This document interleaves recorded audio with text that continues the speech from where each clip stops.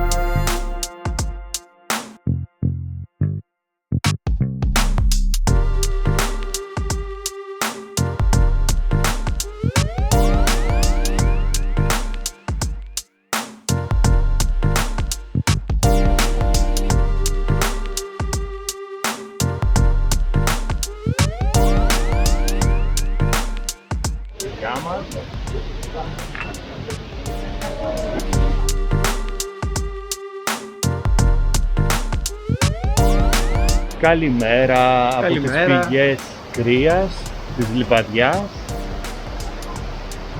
Εδώ βλέπουμε το ποτάμι, την Έρκινα. Έχει πάρει το όνομά της από την ομώνυμη Μούσα. Νύμφη, δεν θυμάμαι τι ακριβώς είναι. Κάτι ήταν, ναι. Αρχαία πάντως. Αρχαία.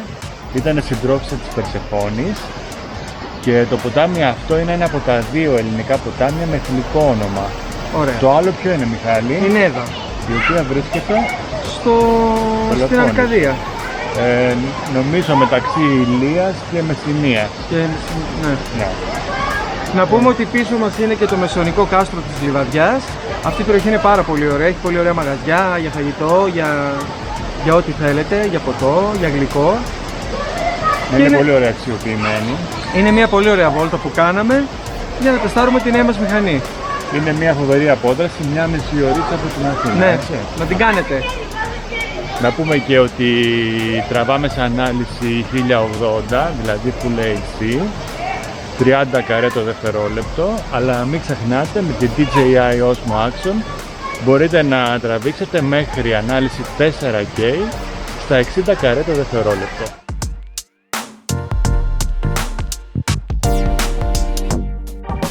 Οδηγούμε στο παραλιακό κλειστό παραλιακό.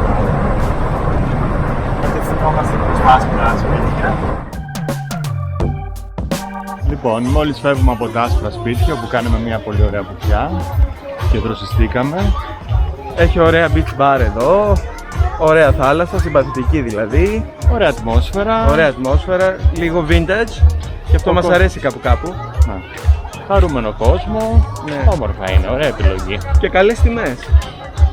Πολύ καλές.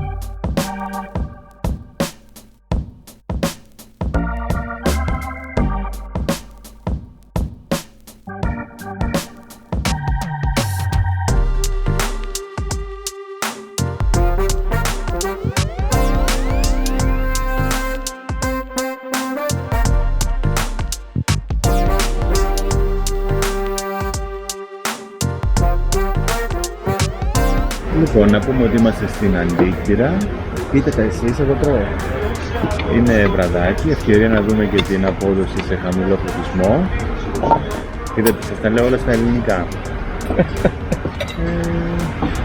Καλή μας όρεξη στην υγειά μας, στην υγειά σας. Γεια μας.